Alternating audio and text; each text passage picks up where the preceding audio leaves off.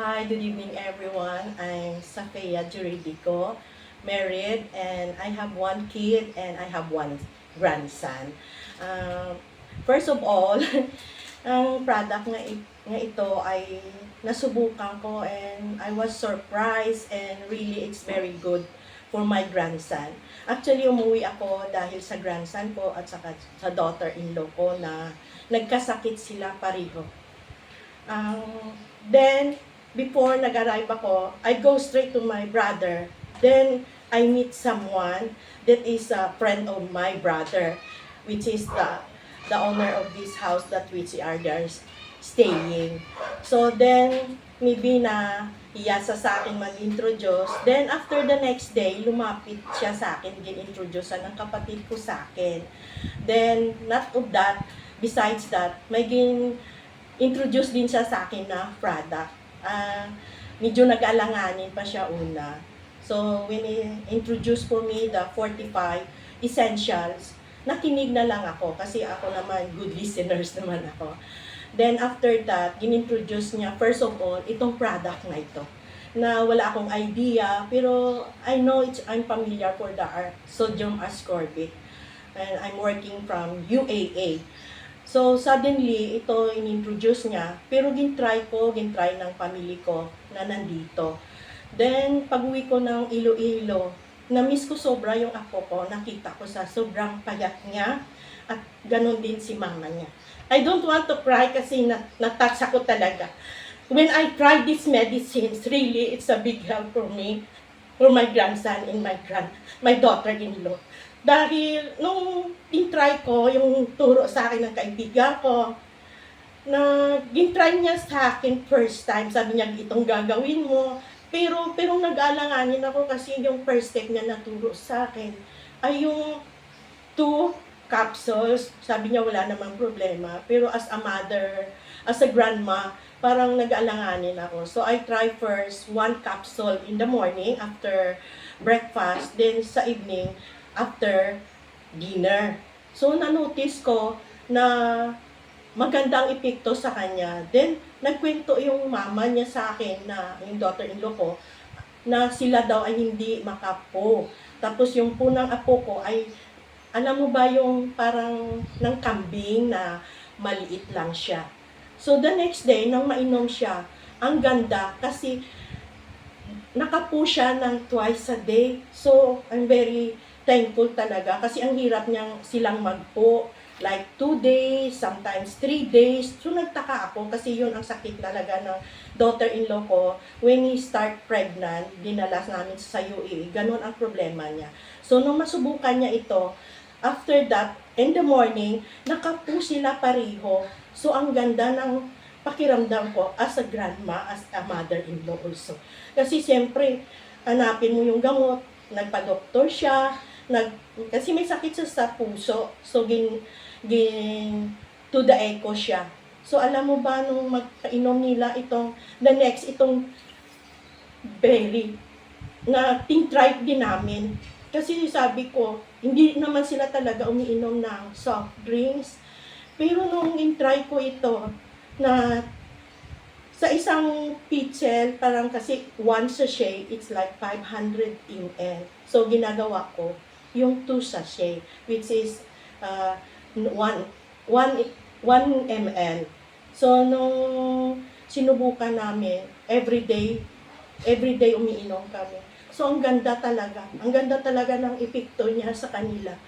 Then, natutuwa ako dahil after 3 days, iba na yung mukha nila. Kasi una ko silang nakita, like, nag-yellowish sila, yung nangingitim sila, parang talagang as in na may sakit sila. Then after that, yung apo ko kasi nasa less ng malnourished. Nasa malnourished siya. So nang nasubukan niya ito lahat, itong mga juice na ito, yung 3 na ito, napasubo ko sa kanila. Alam mo, iba yung naramdaman nila. Then, may dumating na barangay health center sa amin. So, wala gid ako talaga as knowledge sa kanilang dalawa, sa apo ko, na malnourished pala siya. Parang natakot yung mama niya na magsabi sa akin. Kasi ang pagkaintindi ko na, payat lang yung apo ko.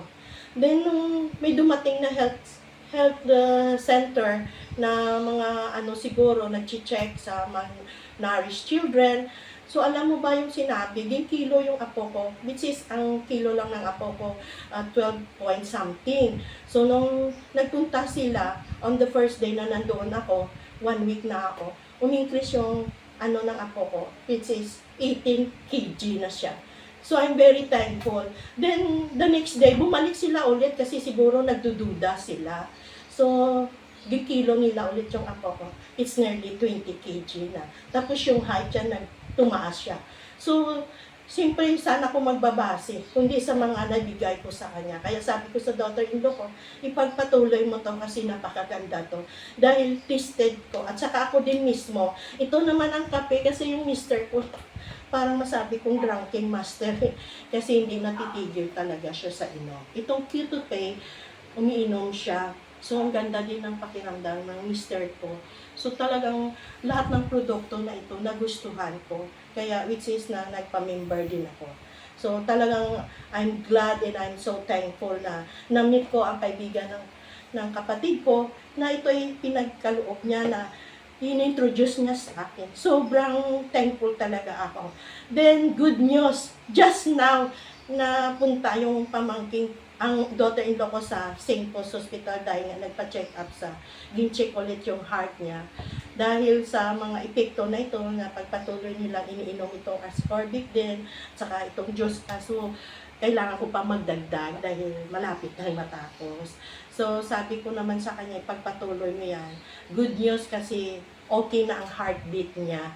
And really, kasi pinagdadasal ko rin. Dahil mahirap magpa-hospital. Alam mo naman pag nag-hospital, talagang yung kahit na wala ka, may budget ka or may tago ka talagang maubos kahit siguro isang kaban pa na pera. Pag ikaw ay may sakit, hindi ka magtatagal, maubos. Pero pag sa gamot nagtiwala ka, talagang gagaling ka with the bless of God na yan.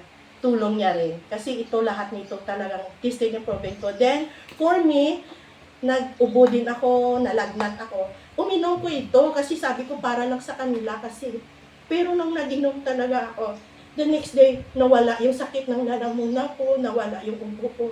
At parang pakiramdam ko, nilagnat din ako that time. Pero nawala. So, ibig sabihin, napakaganda ng produkto, ang supplement niya. So, I'm thankful sa 45 essentials na produkto nyo dahil napakaganda talaga. Thank you and God bless everyone. Sana ito itangkilikin nyo. Napakaganda talaga ng produkto na ito. Napakasarap inumin. Tapos sabi pa ng apo ko pala, sabi niya, Lula, napakaganda, nasarap. Parang you didn't taste kasi sabi niya meron daw granules sa ilalim. Pero really, he loves to drink this. Then sometimes sabi niya, yung yellow lang, yung pink, kasi na ano niya yung kulay eh. So, nagugustuhan talaga ng apo ko. Kaya sabi ko, at bukas, sana ito ay madala ko sa UAE. I-introduce ko itong produkto na to na makapagpaunlad pa sa brand na ito. Sana ma-introduce ko rin sa mga kaibigan ko, sa katrabaho ko sa work. Yun lang ang mga masasabi ko, really it's good ang product na ito. Thank you and God bless everyone.